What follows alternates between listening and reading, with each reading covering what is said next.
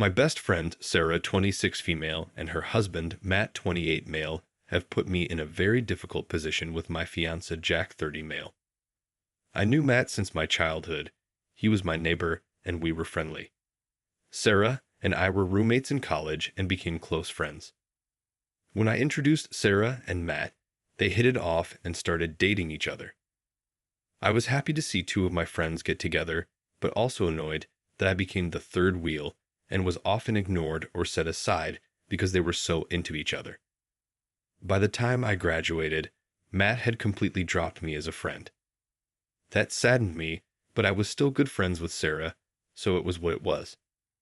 Sarah and I would frequently hang out, but I never talked with Matt other than the occasional polite hellos. Sarah would sometimes try to do couples dates with her and Matt and me and my dates. I found that Matt had developed an unpleasant personality and would frequently be rude and condescending towards me. However, he's a very devoted and loving husband to Sarah, so for her sake I ignored him. When my fiancé and I got engaged, we had no plans to do a party. Sarah was disappointed that we didn't throw an engagement party, so she organized a small get-together at her home to celebrate us. The party was nice, and as things were winding down, my fiancé and I went to thank Sarah and Matt for their sweet gesture before we took our leave. Matt was pretty tipsy by then, and out of nowhere, he suddenly hugged me and in front of my fiancé said that he was so glad that I was finally settling down, and he is relieved that now I'll be over the crush I had on him. I was shocked and told him that wasn't true. He just laughed and told Jack that I was always chasing him, and he had to work hard to keep me away.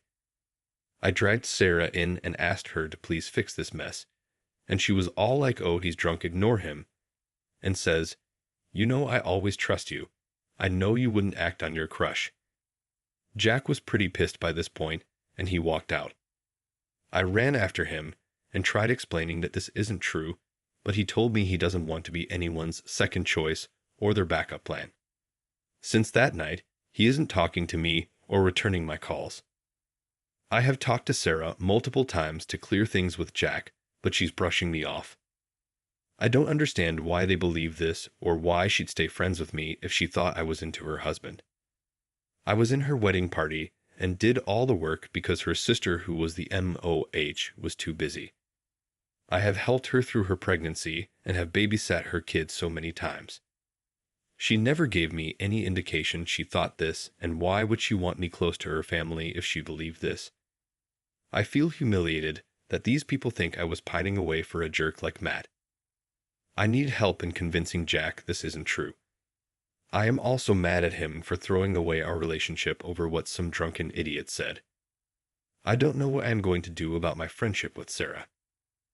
I talked to Sarah again and asked her first of all why she'd think I had a crush on Matt. She said that when I first introduced them, I had talked up Matt and gushed about him, and she took that as me being into him.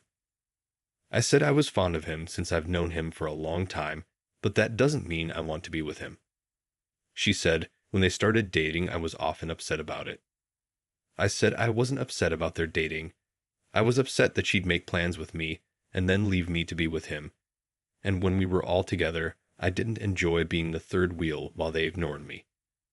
That had nothing to do with wanting him and more to not liking being left out by my best friend.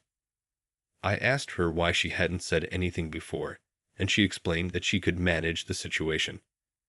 She had asked Matt to stop talking to me completely, and she engineered situations so there was little chance of us socializing with each other.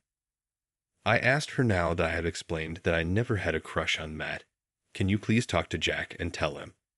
She said she didn't want to lie. This frustrated me immensely. She could ignore this imaginary crush for years and manipulate me, but won't talk to my fiancé to help my relationship. I told her I was done being her friend. Thinking back, I was always doing stuff for her and she used me, but did little for me. Update 1. I wrote a long letter to Jack explaining the entire history of my relationship with Sarah and Matt with the recent screen caps. I asserted as best as I could that I had never pined after any guy and I loved him, and he was my only choice. After days of silence, Jack agreed to talk to me. We met, and he said that he sees two ways of interpreting this situation. 1. Matt and Sarah are right, and he doesn't want to be my second choice. 2.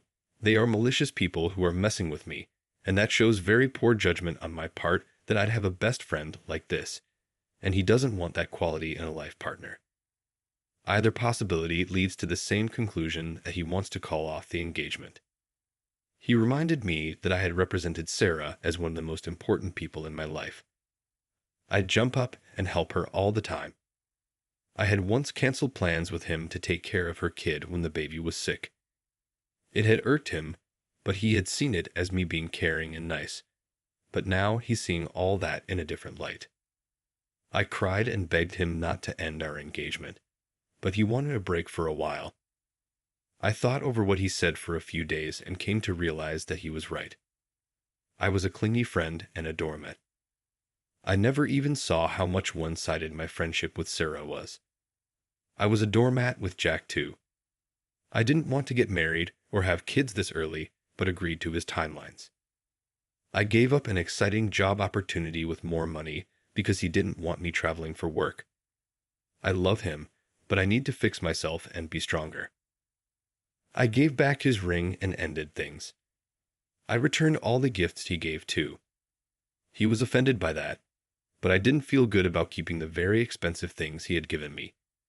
He makes a lot more than me and was very generous with what he gave me, but I can't keep that now. Sarah was quiet for a while, but then started calling me. I ignored a lot of her calls, but this morning I answered her call and told her about the breakup. I was looking for sympathy from my old friend. She was more interested in knowing if I was still going to watch her kid while she and Matt went on an overnight trip. She got pretty angry when I said no. I have blocked her now. I have lost my fiancé, my best friend, and my relationship with my nephew whom I adored, all in one go. But still, I am thankful for the comments that showed this wasn't something I could fix and helped me rip off the Band-Aid and walk away from this mess. Update 2.